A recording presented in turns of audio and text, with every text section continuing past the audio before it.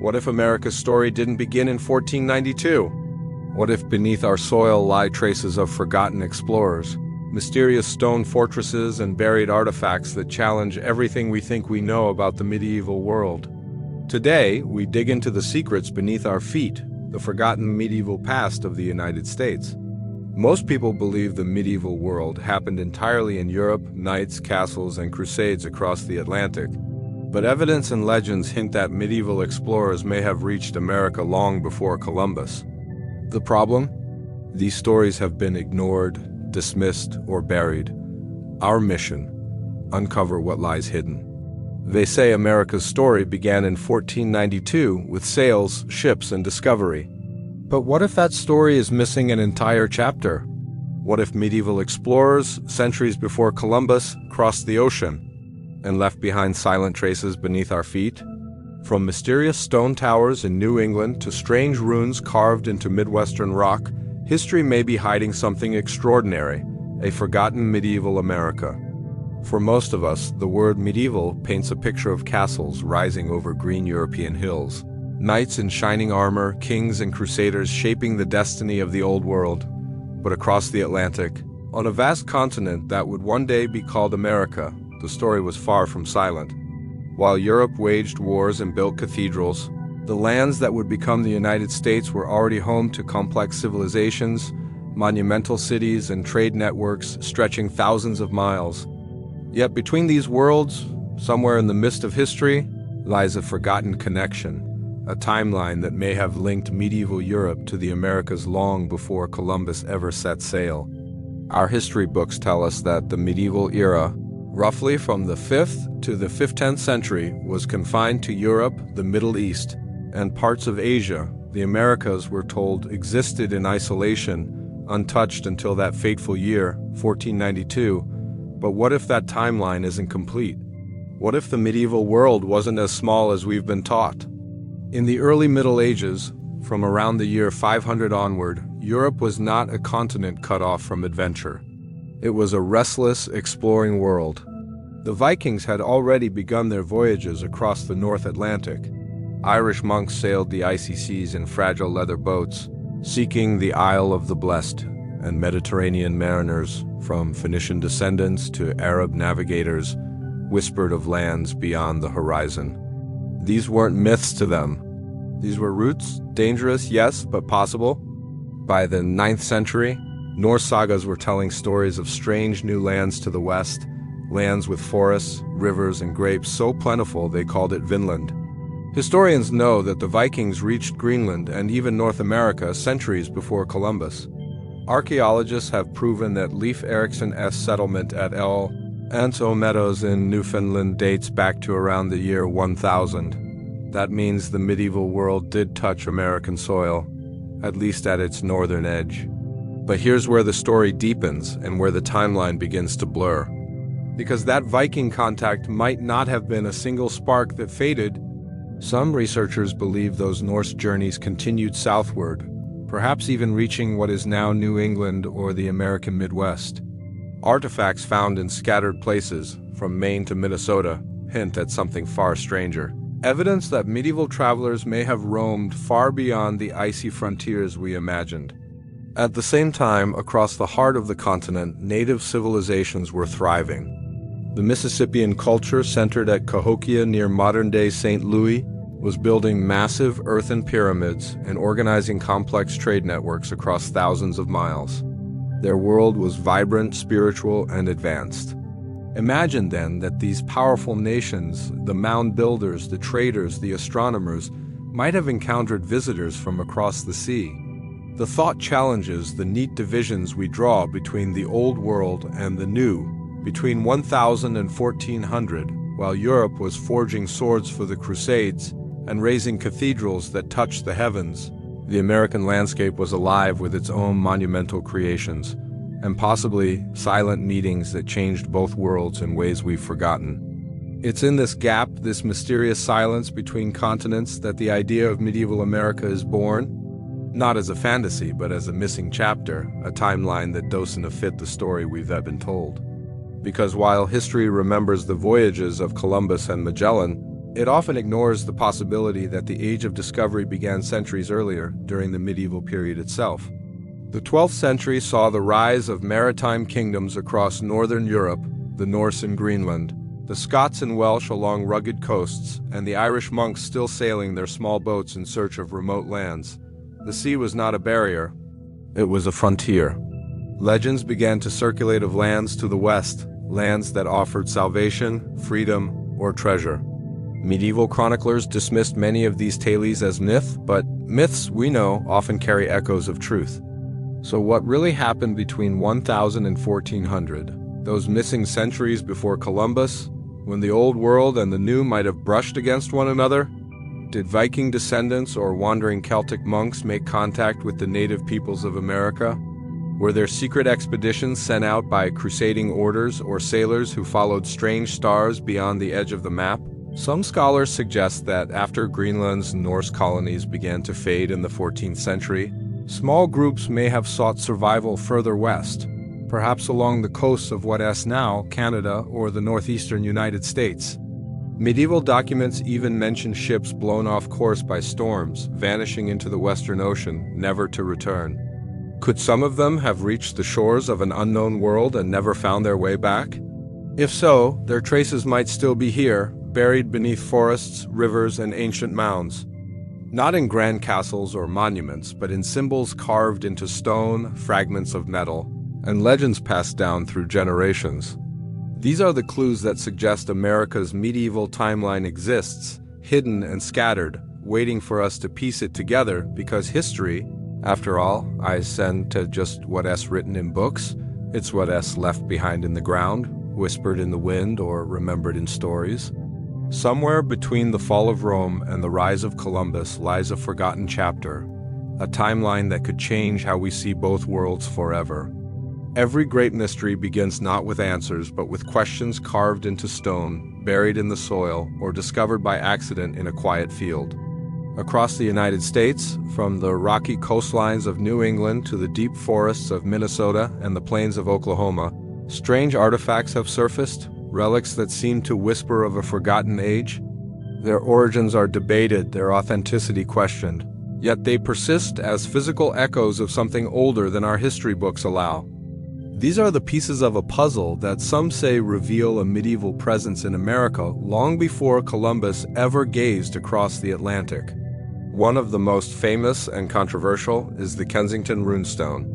Discovered in 1898 by a Swedish farmer named Olof Oman in Minnesota, the slab of gray stone was tangled in the roots of a tree. When he cleaned it, he found carved runic letters covering its surface. Translated, they told a chilling story. 8 Gagdalanders and 22 Norwegians on an exploration journey from Vinland to the west. We had camp by 2 skerries one day's journey north from this stone. One day after we came home, 10 men were red with blood and dead. The inscription is dated 1362, over a century before Columbus. At first glance, it seemed impossible. What were medieval Scandinavians doing in the heart of North America in the 1300s? Was it a hoax, a farmer's prank, or a genuine relic from a lost Norse expedition? Linguists and historians have argued for over a century. Some say the language on the stone is too modern for medieval Norse. Others insist that obscure dialects from that period match it perfectly. Even today, the Kensington Runestone sits at the center of a historical storm, a riddle that refuses to fade. But that's not the only artifact raising eyebrows. Travel east to Newport, Rhode Island, and you'll find an odd, round stone tower standing on a small hill, the Newport Tower, built of rough-hewn stone and supported by 8 arched pillars. Its design is unlike anything found in early colonial America. Local legend says it was built by Governor Benedict Arnold in the 1600s, but others believe it's far older. Its style resembles medieval round churches found in Scandinavia structures, often associated with the Knights Templar. Carbon dating of the mortar and the wear patterns on the stone suggests the base could predate European settlement by centuries. Could it be a remnant of a medieval outpost, a forgotten chapel built by explorers who never made it home? Then there's the Heavener Runestone of Oklahoma, carved into a massive rock face overlooking a lush valley.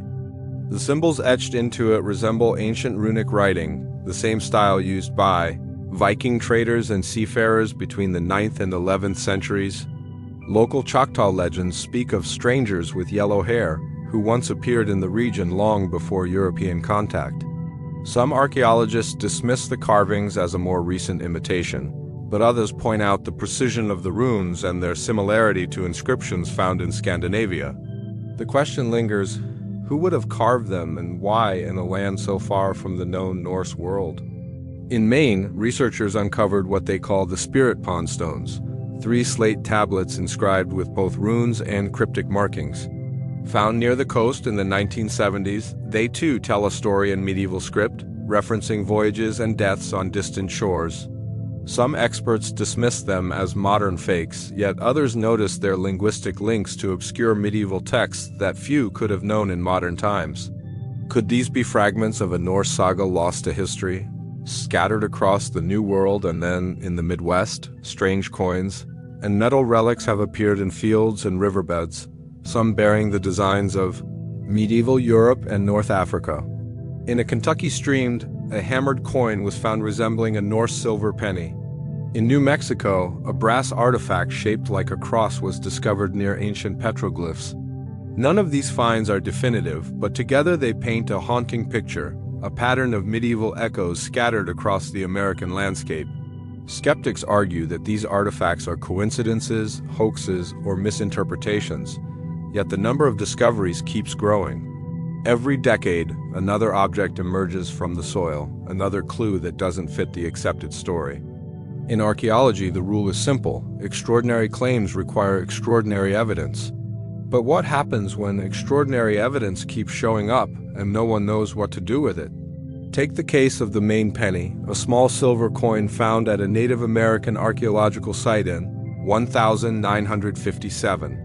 It was identified as a Norse coin minted between 1065 and 1080 during the reign of King Olaf III of Norway. How did it get there? The site was over 1,000 miles from known Viking settlements. Was it traded across networks that spanned the continent or brought directly by a Norse traveler centuries before Columbus? For decades, archaeologists have debated this tiny piece of silver. Yet, no matter how skeptics try to explain it away, the fact remains. A coin from medieval Norway was found buried in North American soil. Artifacts like these have the power to challenge entire timelines. Each one is a spark threatening to ignite a forgotten history. But as soon as one appears, institutions often rush to bury it again under layers of explanation, labeling it coincidence, contamination, or forgery. Perhaps that's the real story. Not just the artifacts themselves, but how quickly we dismiss them when they don't fit the narrative we already believe.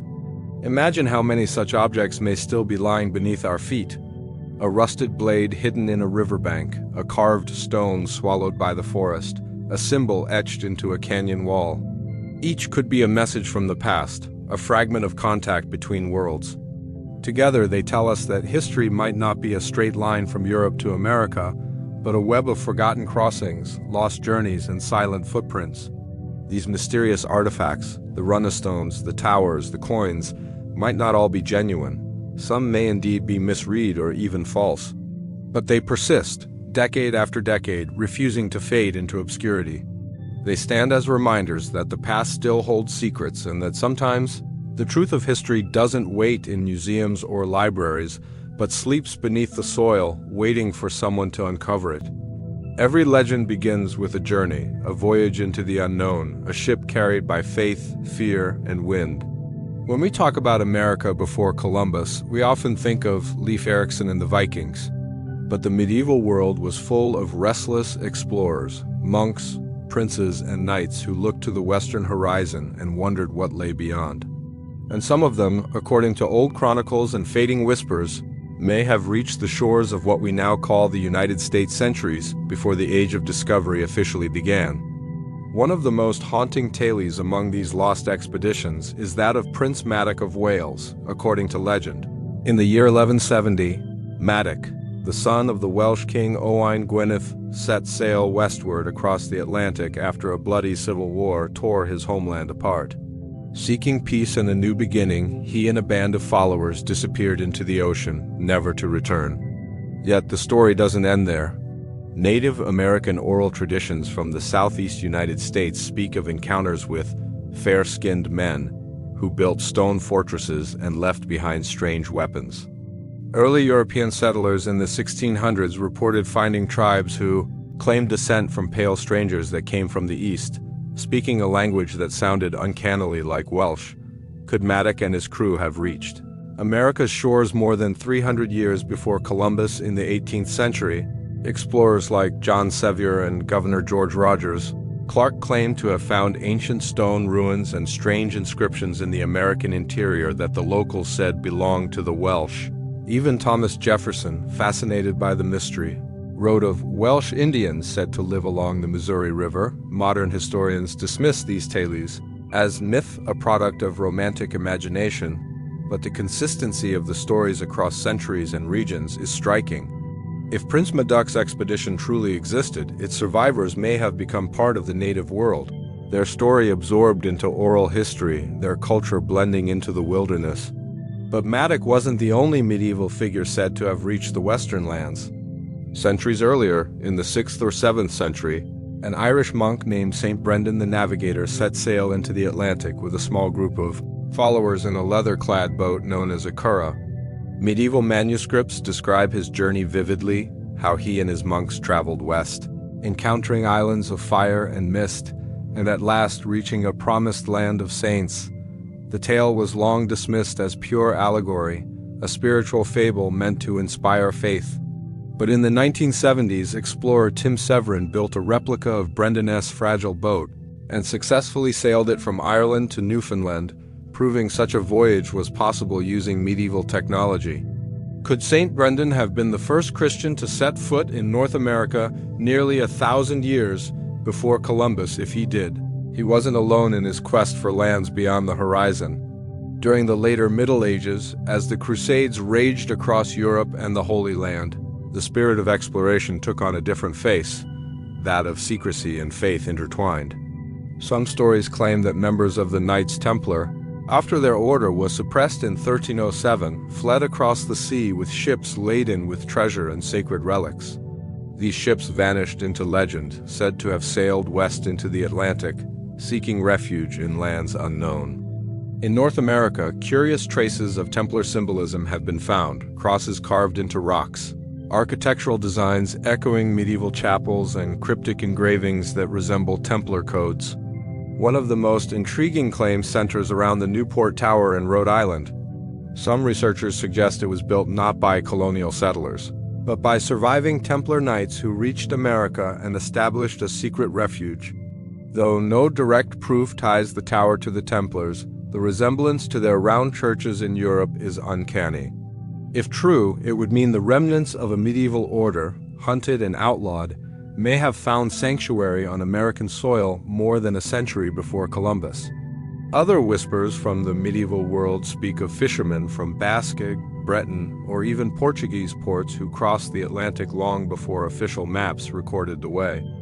Medieval port records from Bristol, England, mention voyages to a place called High Brazil, a phantom island believed to lie somewhere west of Ireland. Was it a myth or a coded reference to a land explorers had already reached but kept secret? The sea is full of vanished names, lands drawn on old charts that disappear in later centuries. Perhaps High Brazil wasn't imaginary after all, but a memory of a medieval expedition that found something real. It's easy to dismiss these stories as legend, and perhaps some of them are. Yet legends often preserve fragments of truth fossilized inside myth. They come from songs, stories, and inscriptions left by people who saw something the world wasn't ready to believe. When the Vikings spoke of Vinland, scholars called it fiction until ruins were found in Newfoundland. So, what if Maddox's journey, Brendan's voyage, and the Templar exodus are not just coincidences of imagination, but echoes of forgotten realities? Imagine medieval ships, small, wooden, vulnerable, drifting westward across the vast ocean, guided only by stars, faith, and desperation. The sailors wouldn't have known what lay ahead, only that the wind carried them toward the edge of the world. To them, this wasn't exploration, it was survival, redemption, or divine calling. And if even one of those voyages succeeded, it could have changed history quietly, leaving behind no grand empires, only whispers, artifacts, and legends buried in the earth. Some believe these forgotten expeditions may explain the strange similarities between Old World and New World symbols, crosses, runes, and circular structures found in unexpected places. Perhaps the explorers who came before Columbus never claimed the land, never returned home, and were simply absorbed into the vast unknown. They became part of the land's memory, the white visitors remembered in tribal lore, the strangers who came and vanished like ghosts. When you look at these lost expeditions together, the Welsh prince chasing peace, the Irish monk chasing paradise, the Templars chasing salvation, you begin to see a pattern. Men driven by faith, conflict, and mystery pushing past the known edges of the world. Their ships may have rotted, their stories may have faded, but the possibility that they touched these shores before anyone else changes everything we thought we knew about the medieval age and the forgotten story beneath our feet. Long before history was written, it was spoken. Stories passed from elder to child, from one generation to the next, preserving truths that outlasted empires. Across North America, native nations carried oral traditions that stretched back thousands of years, songs of creation, of migrations, of celestial visitors. But hidden among these stories are accounts that sound eerily familiar, tales that speak of strangers arriving from the east in ancient times, pale-skinned travelers clad in metal, bringing strange tools, ships, and symbols. Could these be faint memories of medieval encounters long before Columbus ever touched these shores? When early European settlers and explorers began to record native traditions, they found echoes of contact that didn't fit their timeline. The Mandan tribe of the Upper Missouri, for instance, described ancestors who met men with white faces long ago, men who came by water and built walls of stone. When the explorer George Catlin visited the Mandan in the 1830s, he was astonished to find members with lighter hair and gray or blue eyes. The Mandan themselves told of distant ancestors who arrived in great boats, taught them certain building methods, and vanished as mysteriously as they came. Was this a genetic coincidence or a living trace of forgotten contact from medieval visitors like the Welsh Voyagers led by Prince Madoc? Far to the northeast, among the Micmac of Nova Scotia, legends tell of men who came from the sunrise, bearded visitors with shining clothing who arrived in great wooden islands that moved without paddles. The Micmac spoke of trading with these travelers, who brought metal tools and wove strange cloth unlike anything they had seen. Later chroniclers tried to match these accounts to Norse explorers, perhaps the descendants of Leif Eriksson's people who once settled in Vinland. The Micmac stories described the visitors as both friendly and mysterious, teaching certain skills before sailing away again. Some details, such as the visitors' ironwork and the word used for their ships, closely resemble Old Norse descriptions, preserved through centuries of retelling. In the Great Lakes region, the Ojibwe tell of encounters with light-skinned men who came across the big waters carrying staffs with carved symbols. They were said to have worn armor that gleamed in the sun and carried round shields. In some stories, these visitors were peaceful, exchanging goods and knowledge, but in others they brought conflict and disease, disappearing before their intentions could be understood. Such accounts could easily describe early contact with medieval Norse explorers, long before Columbus's fleets changed the world forever. Further south, in the lands of the Choctaw and Chickasaw, ancient tales recall strange visitors who came from the direction of the rising sun, building tall towers of stone and then vanishing during a great storm. Some of these stories mention symbols resembling crosses, and rituals that mixed with native ceremonies for generations afterward. It's easy to dismiss such parallels as coincidence, but when multiple nations across distant lands preserve similar stories, it raises a question. Were these truly myths or the fading memory of encounters that history forgot to write down? Among the Hopi of the Southwest, sacred traditions speak of Pahana, a white-skinned elder brother who left long ago to travel across the ocean, promising to return one day from the east. The Hopi still await this return as part of their prophecy. Some researchers speculate that the story could be rooted in very old contacts, possibly even medieval, with foreign travelers.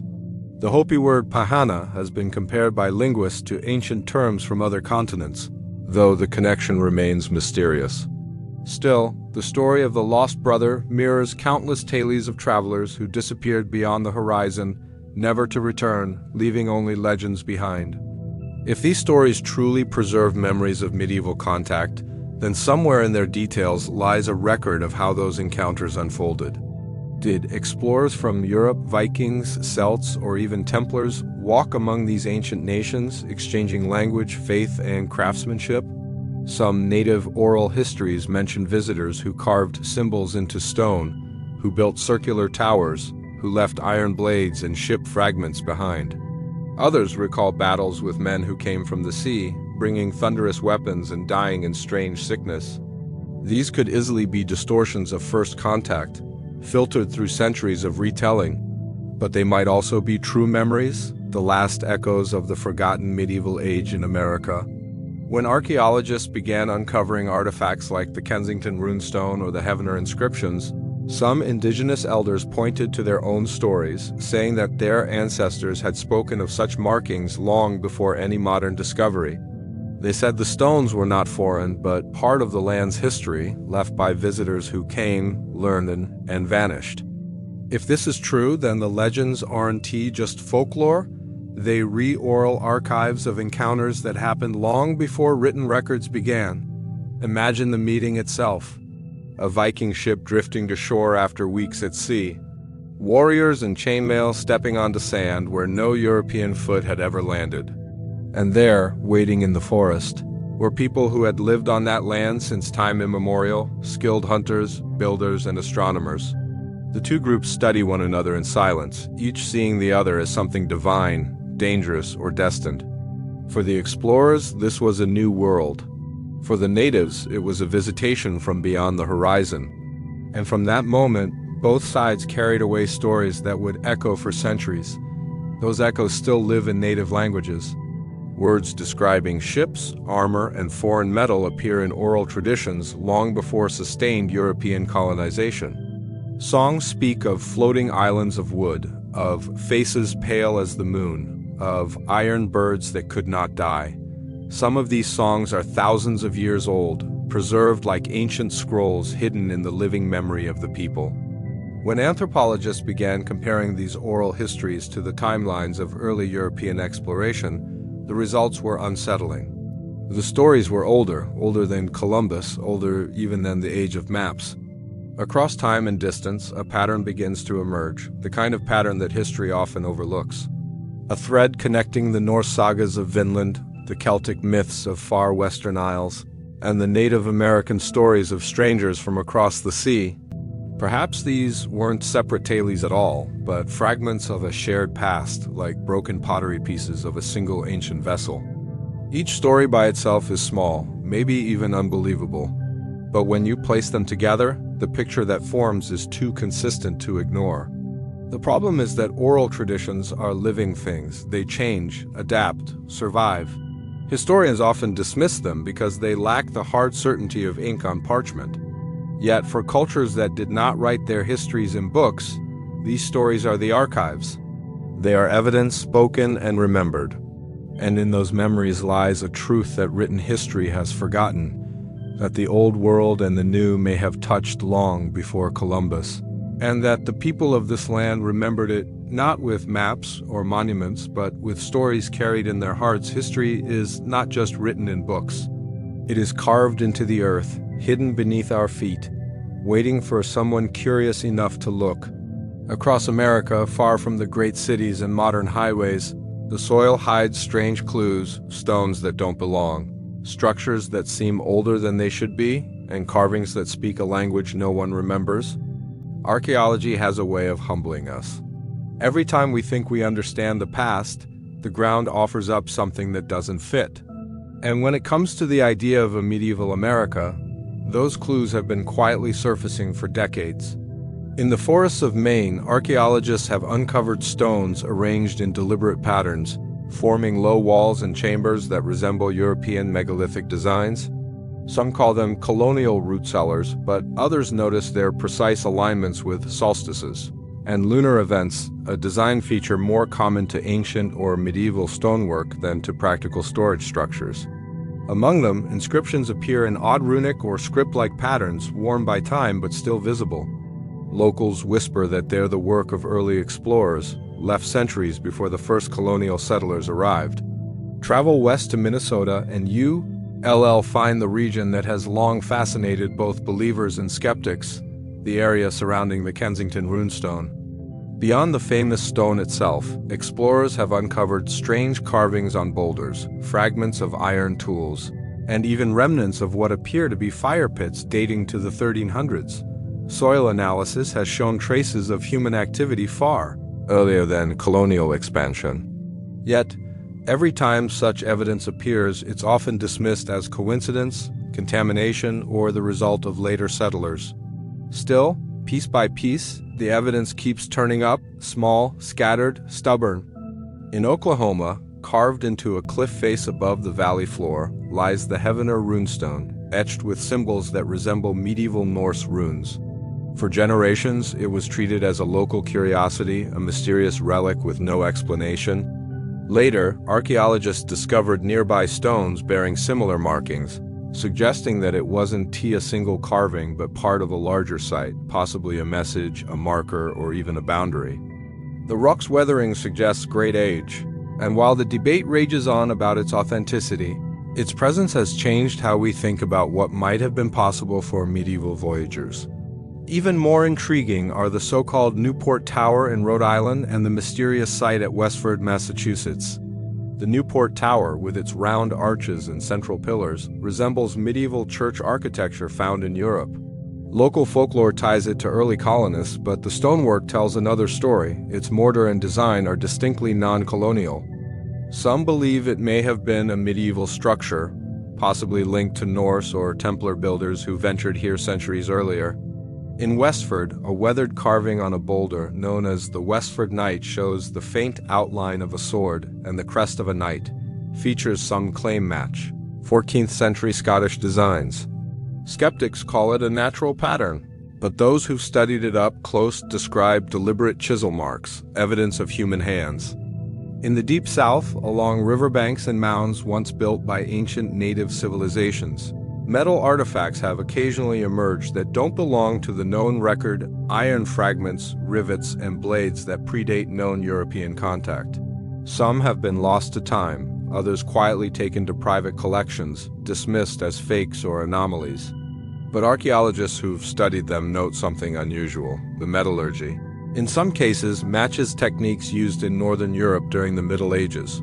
Could these be remnants of ship fittings, tools, or weapons left behind by explorers whose names never reached history? Even beneath the soil, carbon dating and soil stratigraphy tell a story.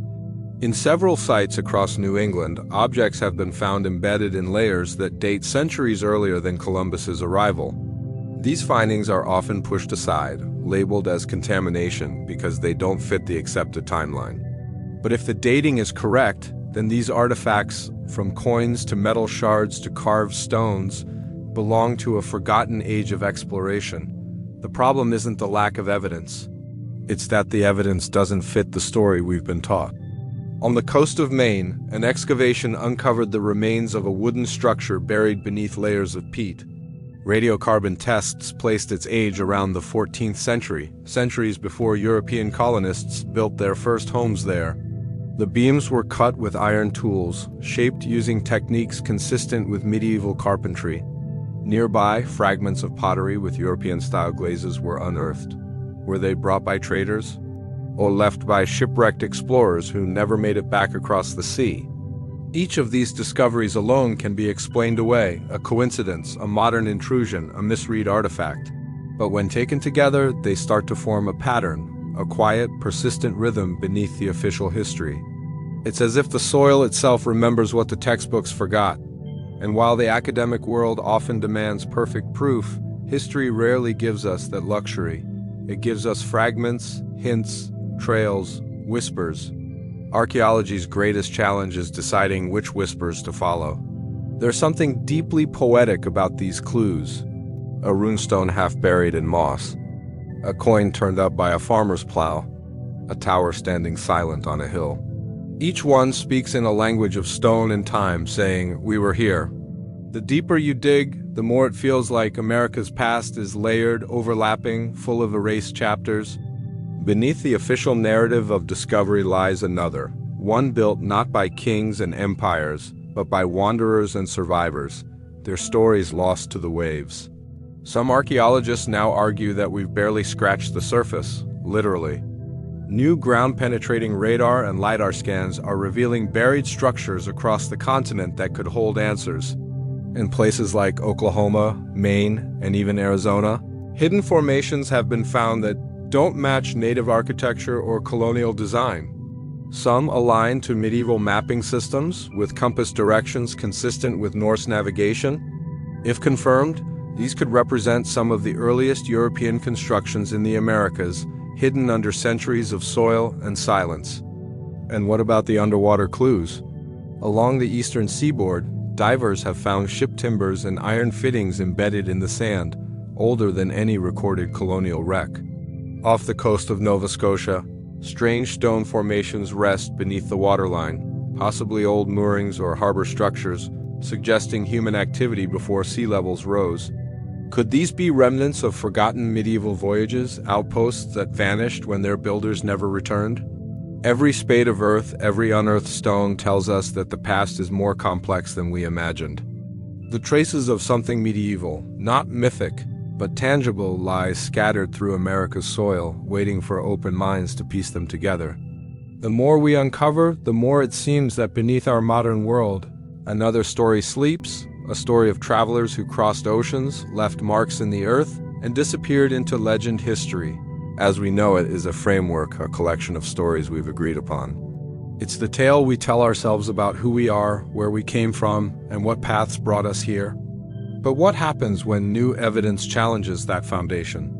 What happens when the soil, the stones, and the whispers of the past refuse to fit neatly into the story we've been told?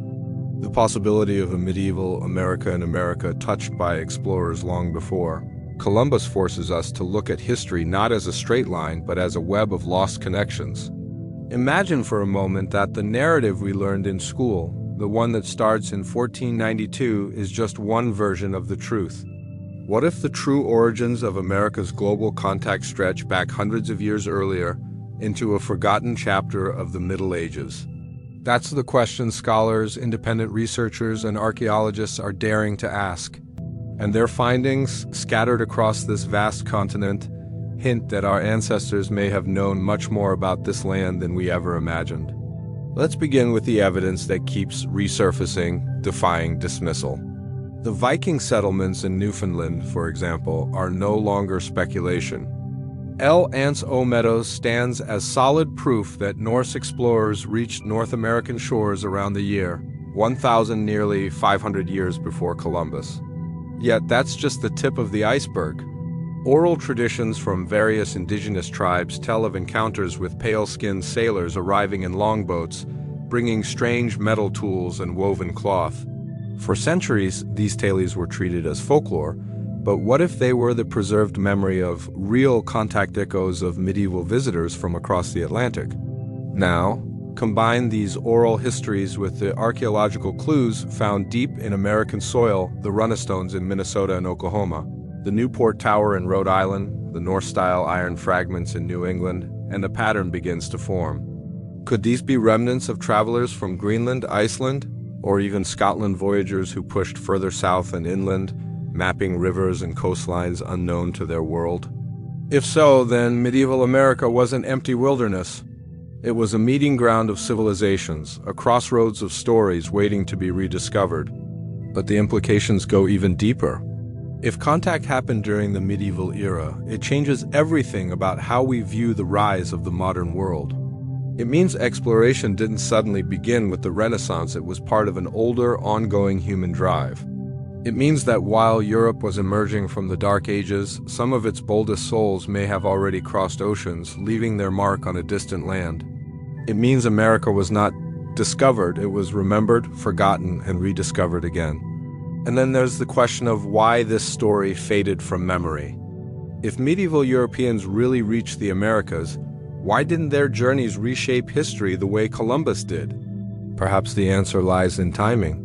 The Norse colonies in Greenland, which once thrived, eventually collapsed due to climate change and isolation. The routes to America, already perilous, may have been lost with them. Their knowledge recorded in sagas and whispers drifted into legend. By the time Europe was ready to sail again, centuries later, those early maps and memories were already buried under myth. Some historians now believe that fragments of this forgotten knowledge survived in secret archives and medieval manuscripts.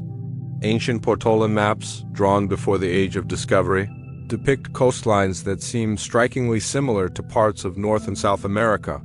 The Piri Reis map, created in the early 1500s, includes details no European of that era should have known: mountain ranges, river systems, and bays that match the modern geography of the New World.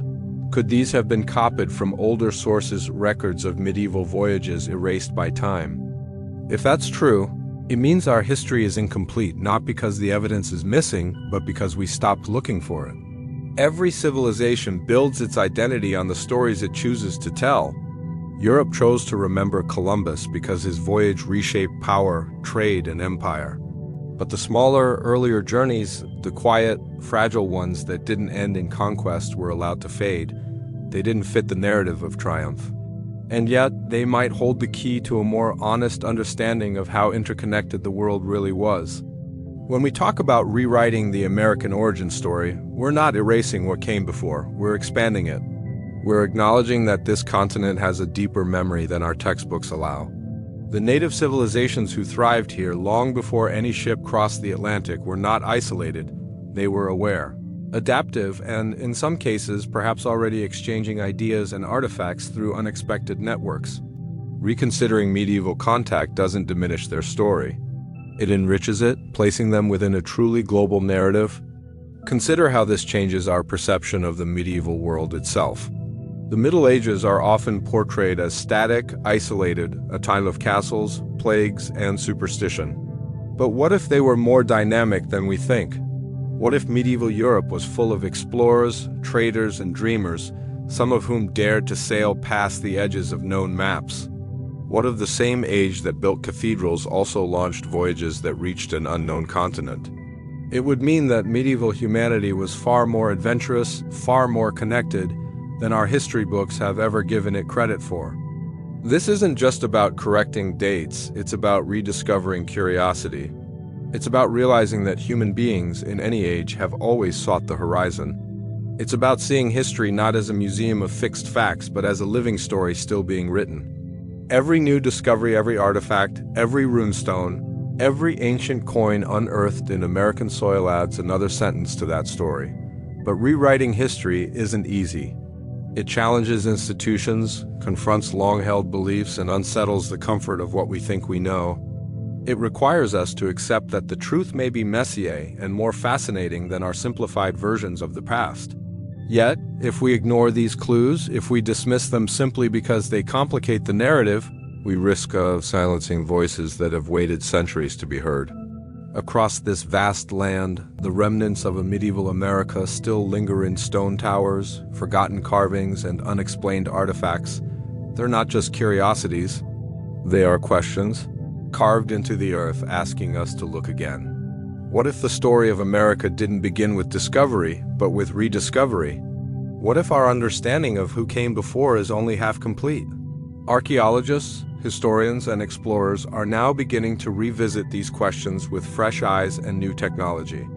LIDAR scans reveal buried structures that defy colonial explanation. Carbon dating continues to challenge accepted timelines. Even indigenous oral histories, long dismissed by Western academia, are being recognized as legitimate sources of historical memory, echoes of meetings and migrations we're only beginning to comprehend. To rewrite the American origin story is to reconnect with a forgotten truth, that exploration didn't begin with empire, it began with wonder. That the story of America is not a single thread, but a tapestry woven from countless journeys, remembered and lost, told and untold. Beneath every field, beneath every forest, lies another version of history, one waiting patiently to be uncovered. So, when we look beneath the soil, when we listen to the old stones and the stories whispered by the land, we begin to realize something extraordinary. That the story of America is far older, far deeper, and far more mysterious than we've ever imagined. The traces of medieval explorers, the artifacts buried in forgotten fields, the echoes of ancient contact between continents, they all remind us that history is not a closed book. It's a living record, one that keeps rewriting itself every time we dare to look. Maybe the people who walked this land in the Middle Ages weren't conquerors or chroniclers. Maybe they were dreamers, sailors who followed the stars, traders who chased opportunity, or exiles who sought new beginnings. Their names may have vanished, but their footprints remain, hidden beneath centuries of dust and silence. And those faint traces are enough to tell us that America's origins are not just a story of discovery, but of rediscovery. The forgotten story beneath our feet isn't just about who arrived first. It's about how connected our world has always been. It challenges us to question what we know, to dig deeper, to see the past not as a timeline, but as a vast ocean of possibility. Every unearthed artifact, every strange carving, every whisper of medieval presence in this land brings us closer to a truth that has waited patiently, buried in the earth for centuries, so perhaps it's time we listen, not just to the history we were taught, but to the one still speaking through stone, soil, and story. Because the real mystery of medieval America isn't whether it existed, it's why we never stopped believing it could.